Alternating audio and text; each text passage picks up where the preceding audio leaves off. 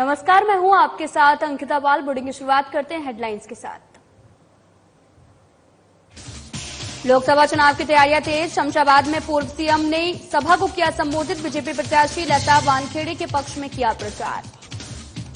चुनावी प्रचार में जुटे पूर्व सीएम भूपेश बघेल। दुर्ग में पूर्व सीएम भूपेश बघेल ने किया जनसभा। कांग्रेसी प्रत्याशी के समर्थन में वोट डालने की अपील।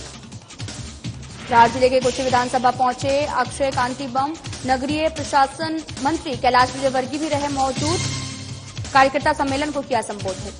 भोपाल में महिला सशक्तिकरण पर आधारित कार्यक्रम आधी आबादी पूरा हक और नारी न्याय कार्यक्रम में तमाम नेताओं ने की शिरकत। लोकसभा चुनाव को लेकर तैयारियां तेज। सेंधवा में बीजेपी युवा मोर्चा की तरफ से कार्यक्रम का आयोजन। लोगों से की मतदान की अपील।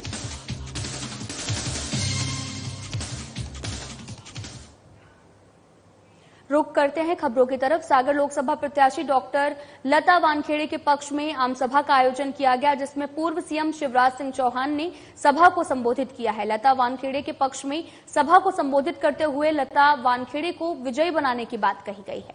शिवराज सिंह चौहान ने लता वानखेड़े और विधायक सूर्य प्रकाश मीणा के संबोधन में भी ये भी कहा कि शमशाबाद विधानसभा मेरे दिल में बसता है। शमशाबाद विधानसभा की जनता और मेरी लाडली बहनें और मेरी भांजी और भांजे दिल में बसते हैं। यहां की तक कि ये भी कहा कि जनता से मेरा दिल से लगाव है। साथ ही आपको बताते चले कि ये विधानसभा पहले विदिशा लोकसभा में आता था। वहीं पूर्व सीएम ने कांग्रेस को आड़े हाथों लेते हुए कई गंभीर आरोप लगाए। उन्होंने कहा कि 70 साल में देश को कांग्रेस ने खोखला किया है।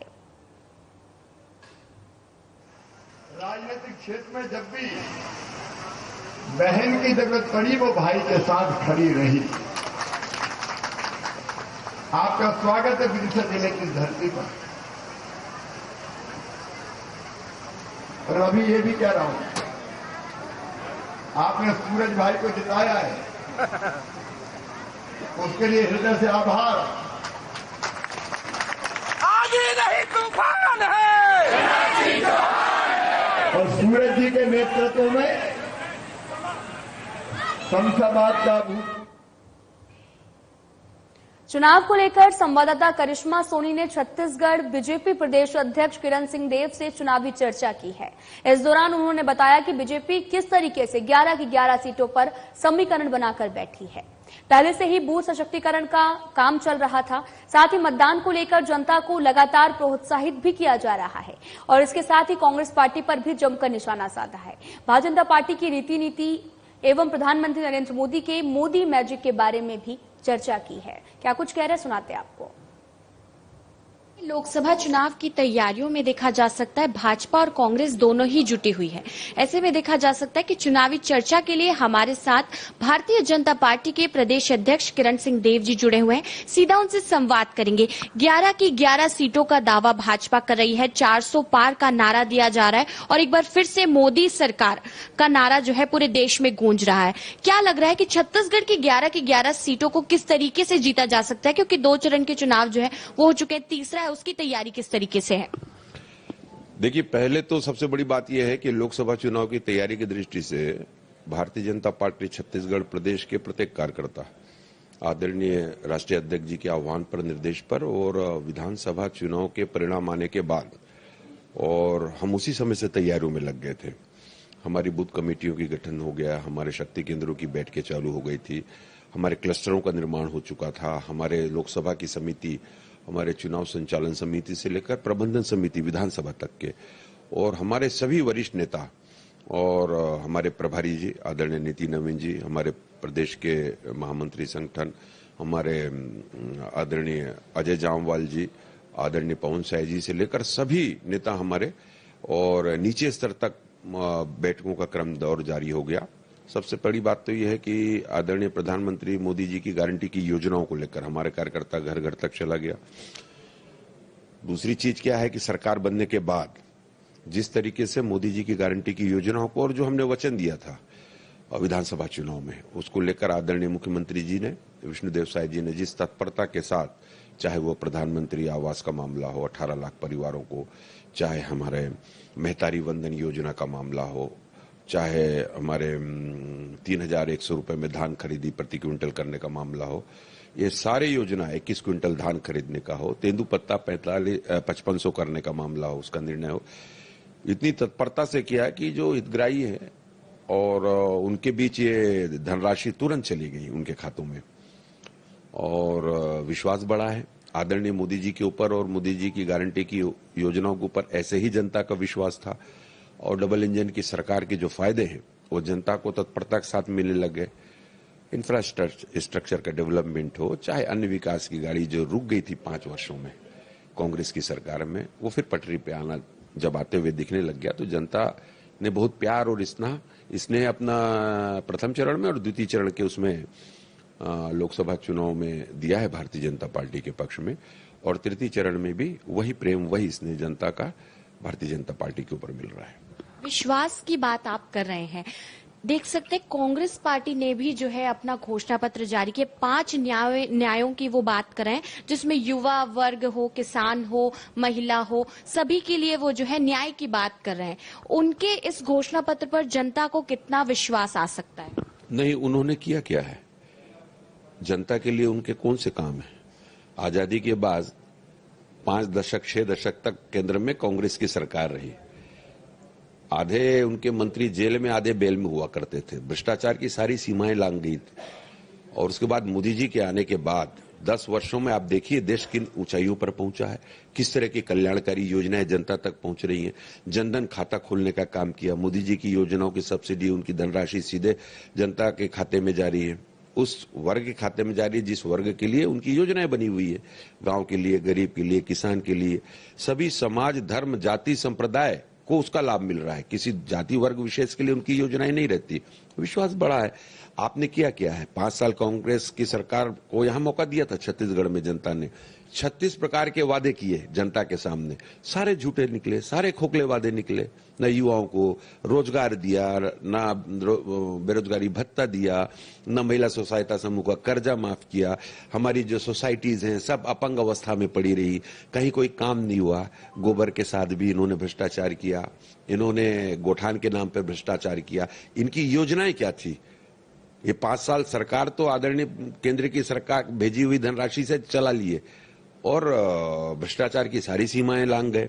अत्याचार, दुराचार, अनाचार, भ्रष्टाचार, अन्याय जिस तरीके से 5 साल में छत्तीसगढ़ की जनता ने झेला है, और उसी का परिणाम है कि 5 वर्ष के बाद ही तत्काल उनको सरकार से यहाँ की जनता ने हटा दी। इंडी गठबंधन की अगर बात करें तो देखा जा सकता है काफी ज्यादा अंतरकला नजर आई। पंजाब में देखा जा सकता है कि आम आदमी पार्टी अगर स्ट्रांग है तो वो वहां पर गठबंधन करने से जो है वो मना कर देती है, और वहीं सीट शेयरिंग की जो बात होती है वो नहीं हो पाती। वहीं दिल्ली में देखा जा रहा है कि गठबंधन को एकदम तैयार होते। इनके इस इंडी गठबंधन को किस तरीके से देख रहे हैं? नहीं, ये गठबंधन नहीं है, ये ठगबंधन है। आप देख लीजिए जितने भी इसमें नेता हैं, आधे से ज्यादा जेल में जा रहे हैं, जेल से निकल के आ रहे हैं, आधे के बेल में हैं, और सारे लोगों का न कोई नीति है, न कोई नियम है, न कोई नेता है, न कोई कॉमन मिनिमम प्रोग्राम है। हमारा और देश का तो तय है, आदरणीय प्रधानमंत्री जी नरेंद्र मोदी जी पुनः प्रधानमंत्री बनेंगे, और आपका तो कुछ तय ही नहीं है। आप तो उतनी सीटों में भी नहीं लड़ रहे हैं जितने में आपकी सरकार बन सके। फिर सरकार बनने का तो बहुत दूर दूर तक कोई ठिकाना नहीं है। फिर आपका आपस में ही लड़ाई इतना है, लोग एक दूसरे के नेताओं को अपने क्षेत्र में, अपने विधानसभा उसमें, अपने प्रांत में घुसने नहीं दे रहे हैं प्रचार के लिए।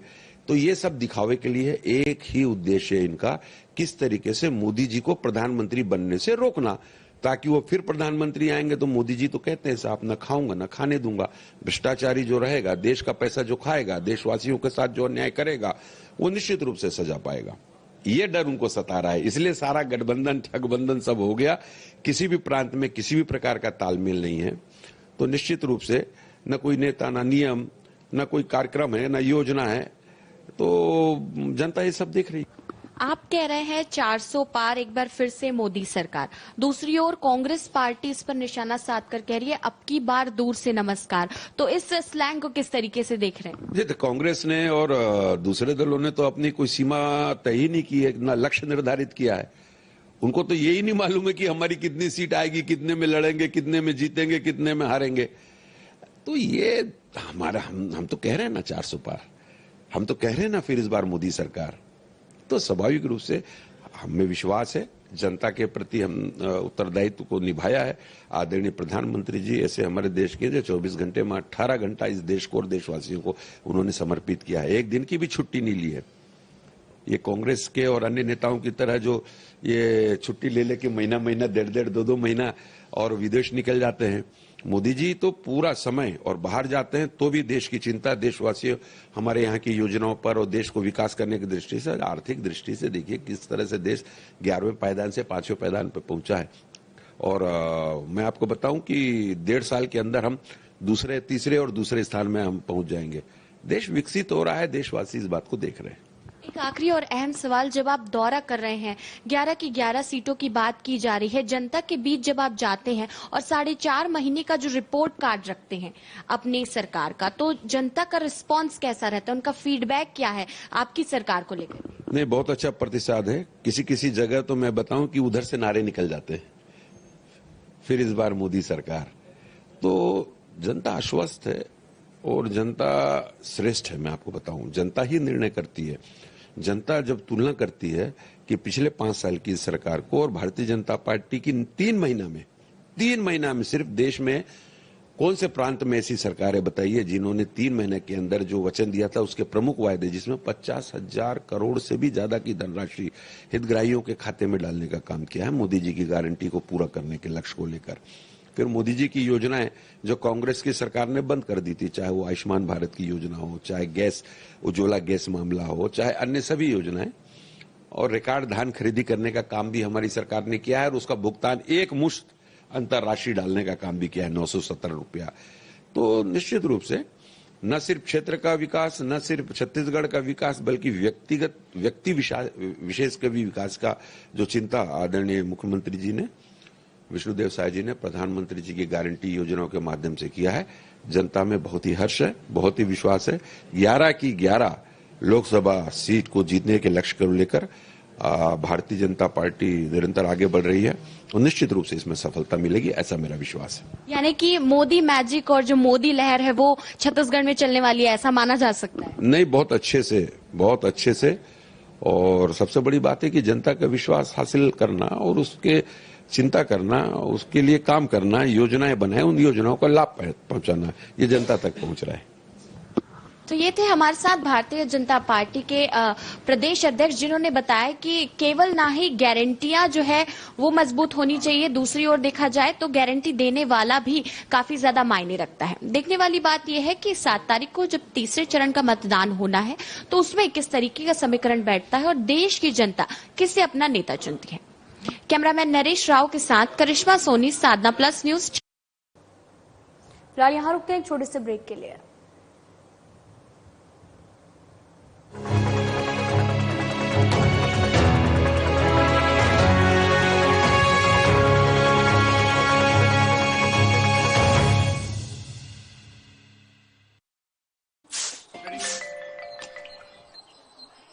इन्होंने देख महतारी वंदन योजना के खाता में 1,000 रुपया आहे।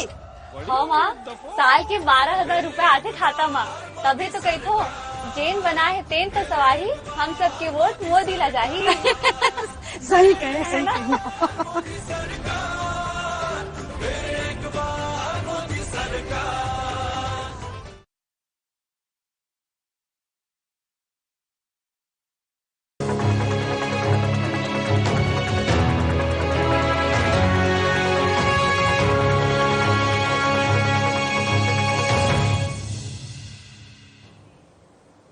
ब्रेक के बाद स्वागत है आप सभी का। रुक करते हैं खबरों की तरफ। दुर्ग लोकसभा चुनाव की कमान छत्तीसगढ़ के पूर्व सीएम भूपेश बघेल और पूर्व गृह मंत्री ताम्रध्वज साहू ने संभाल लिया है। उनके नेतृत्व में गुंडरदेही के विधायक और पूर्व संसदीय सचिव कुंवर सिंह निषाद और साथ ही दुर्ग ग्रामीण विधानसभा क्षेत्र की पूर्व विधायक प्रतिमा चंद्राकर और वैशाली नगर विधानसभा, भिलाई विधानसभा और शहर के कुछ स्थानों पर सभा लेकर कांग्रेस पार्टी के आपको बताते चले कि प्रचार अभियान को भी तेज कर दिया है। कांग्रेस पार्टी के उम्मीदवार राजेंद्र साहू के पक्ष में एक तरफा माहौल बना हुआ दिखा है और सभाओं को संबोधित करते हुए पूर्व सीएम भूपेश बघेल ने कहा कि हमने एक जमीनी कार्यकर्ता को चुनावी मैदान में उतारा है, जो 2 चरणों का चुनाव संपन्न हो चुका है, उसमें भारतीय जनता पार्टी पिछड़ गई है और इंडिया गठबंधन को ज्यादा सीट मिल रही है। स्टील प्लांट हो, चाहे रेल हो, चाहे पोर्ट हो, वो सब एक एक करके बिक रहा है। ये सार्वजनिक उपक्रम को बचाना है, भिलाई स्टील प्लांट को बचाना है, ये हमारी जिम्मेदारी है। क्योंकि कांग्रेस की सरकार ने इसे बनाया था, पंडित जवाहरलाल नेहरू ने, इसे बचाने की जिम्मेदारी है। आज ठेका पद्धति चल रहा है, किसी की नौकरी नहीं मिल रही है, कोई भी प्रकार की नौकरी नहीं मिल रही। 22,000 से अधिक ठेके मजदूर यहाँ काम कर रहे हैं। नौकरी मिलना चाहिए, परमानेंट नौकरी मिलना चाहिए, तो वो काम हमारी सरकार आएगी तो हम लोग करेंगे। संविधान को बचाने की बात हो रही है, अभी जो है लगातार जो है बयानबाजी हो रहा है इसको लेकर के, उसको किस तरह से? भाई 400 पार तो नारा किसने दिया? भाजपा ने। सवाल ये उठा 400 पार क्यों? तो भाजपा के सांसदों और मंत्रियों ने कहा कि संविधान बदलना है, संविधान बदलेगा तो आरक्षण समाप्त होगा, महिलाओं का अधिकार में कटौती होगी, चुनाव पद्धति प्रभावित होगा। अभी आप देख लीजिए पीसी में किस प्रकार से हो रहा है ना, किस प्रकार से जितने भी एजेंसी हैं उसको किस प्रकार से दबाव डाला जा रहा है।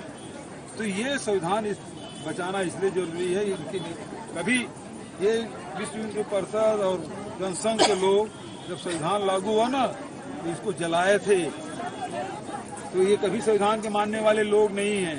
अब संविधान बदलने की बात कर रहे हैं, तो संविधान। कोची विधायक सुरेंद्र सिंह बघेल ने प्रतिनिधि राजू शर्मा के साथ में सैकड़ों कांग्रेसी कार्यकर्ताओं ने बीजेपी की सदस्यता ग्रहण की है। आपको बताते चलें कि आगामी 7 मई को धार जिले में होने वाली प्रधानमंत्री नरेंद्र मोदी की सभा के चलते कुक्षी में कार्यकर्ता सम्मेलन का भी आयोजन किया गया। कार्यकर्ताओं में जोश भरने पहुंचे नगरीय प्रशासन मंत्री कैलाश विजयवर्गीय ने कार्यकर्ताओं को संबोधित किया। इस दौरान कुची विधानसभा से कांग्रेस विधायक सुरेंद्र सिंह बघेल के विधायक प्रतिनिधि आदिवासी बाहुल क्षेत्र के जही के कद्दावर नेता राजू शर्मा, निरसपुर क्षेत्र के कद्दावर आदिवासी नेता हीरा मंदलोई अपने सैकड़ों समर्थकों के साथ में कैलाश विजयवर्गीय की उपस्थिति में सदस्यता को ग्रहण किया है। कार्यकर्ता सम्मेलन को संबोधित करते हुए आरक्षण के मुद्दे पर कर्नाटक की कांग्रेस सरकार और पश्चिम बंगाल की सीएम ममता बनर्जी को भी जमकर आड़े हाथों लिया है। कार्यकर्ता सम्मेलन में नगरीय प्रशासन मंत्री कैलाश विजयवर्गीय, पूर्व कैबिनेट मंत्री राजवर्धन सिंह गतिगांव, अक्षय कांतिबम और साथ ही लोकसभा प्रत्याशी सावित्री ठाकुर, प्रदेश बीजेपी मंत्री जयदीप पटेल और पूर्व सांसद गजेंद्र सिंह राजूखेड़ी सहित जनप्रतिनिधि और हजारों के कार्यकर्ता भी यहां पर मौजूद रहे हैं। निश्चित रूप से भारतीय जनता पार्टी कुक्षी विधानसभा में भी जीतेगी और धार लोकसभा की प्रत्येक विधानसभा में जीतेगी। यहाँ के हमारे बहुत प्रमुख कार्यकर्ता जैसे राजू भाई आए, ऐसे बहुत सारे कार्यकर्ता पंच सरपंच उनके साथ में भी आए। इससे पूरे धार जिले में लगभग 5,000 कांग्रेस के लोगों ने भारतीय जनता पार्टी की सदस्यता ग्रहण की है। तो मुझे विश्वास है कि कम से कम 5 लाख से ज्यादा वोटों से सावित्री बहन यहाँ से जीतेगी और मोदी जी एक बार फिर से तीसरी बार प्रधानमंत्री बनेंगे। जीतू पटवारी का एक इमरती महिलाओं को बयान है, उस पर आप क्या कहना चाहेंगे? देखिए, बहुत ही अपरिपक्व बयान है। महिलाओं के प्रति हम लोगों को सम्मान रखना चाहिए। महिलाओं के प्रति इस प्रकार के शब्दों का उपयोग बहुत निंदनीय है। फिलहाल यहाँ रुकते एक छोटे से ब्रेक के लिए।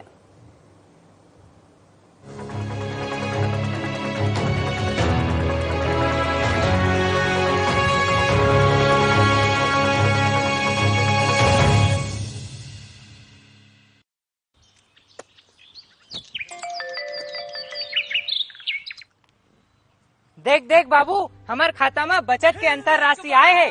हाँ बेटा, पूरा प्रदेश में सरकार है 44,000 करोड़ किसान मन ला दे और सब ले जाता पूरा देश में धान की कीमत घलो देवा थे। अबे तो सब कथे बाबू, जेन बनाए हैं तेने सवारी, हम सबके वोट मोदी ला जाही। जेन बनाए हैं तेने सवार ही, हम सबके वोट मोदी ला जाही।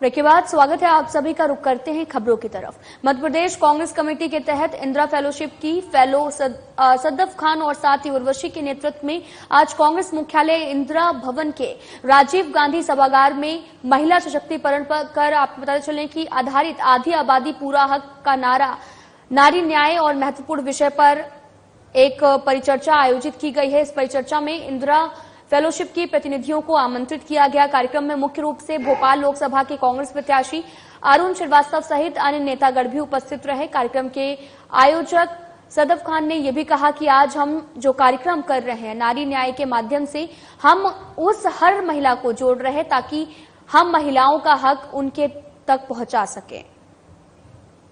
नारी सम्मान कार्यक्रम, नारी सम्मान की हमेशा कांग्रेस की भावना रही और इंदिरा जी प्रधानमंत्री बनी, वो भी कांग्रेस का एक नारी सम्मान था और उस सम्मान के दृष्टिकोण हमने युद्ध लड़ा।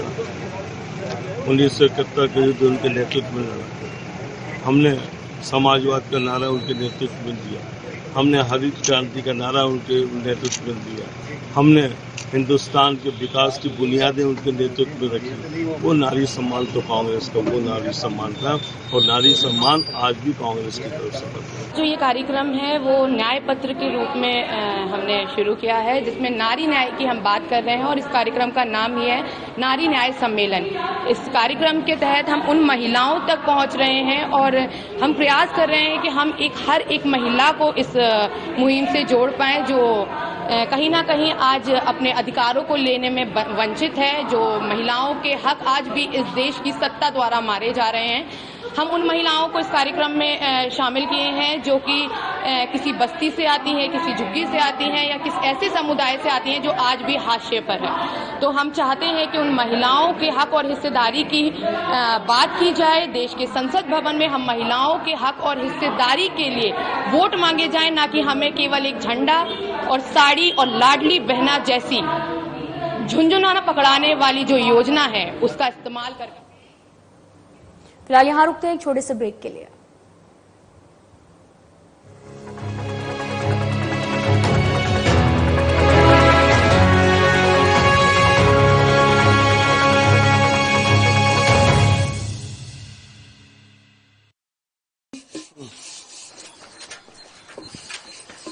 सुना था हमारे प्रधानमंत्री आवास के स्वीकृति मिल गए। हमारे देश से 18 लाख गरीब परिवार ला पक्का मकान मिलने वाला है। वो तो मिलना ही रही, जेन बनाए हैं तेने तो सवार ही, हम सबके वोट मोदी ला जाही। जेन बनाए हैं तेने सवार ही, हम सबके वोट मोदी ला जाही। गरीब के हक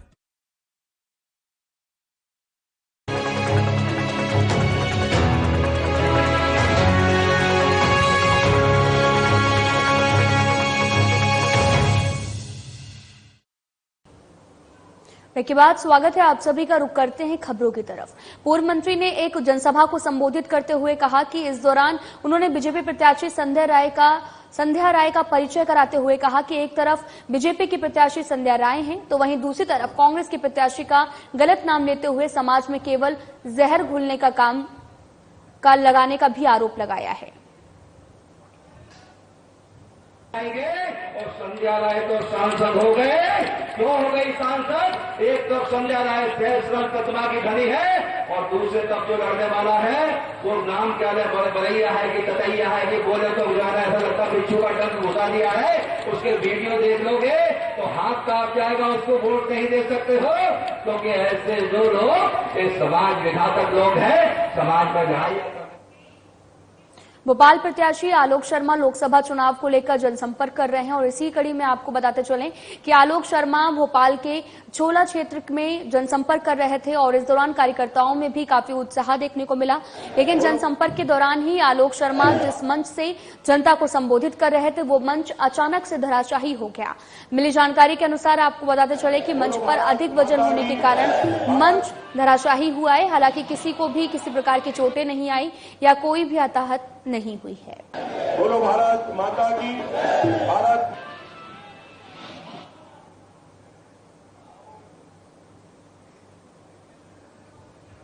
जबलपुर के माड़ूताल टीआई विपिन तामकर से खास बातचीत की हमारे संभागीय ब्यूरो आशीष बाथरे ने। माड़ूताल इलाके की सुरक्षा व्यवस्था को लेकर क्या उनकी रणनीति है, देखिए आप।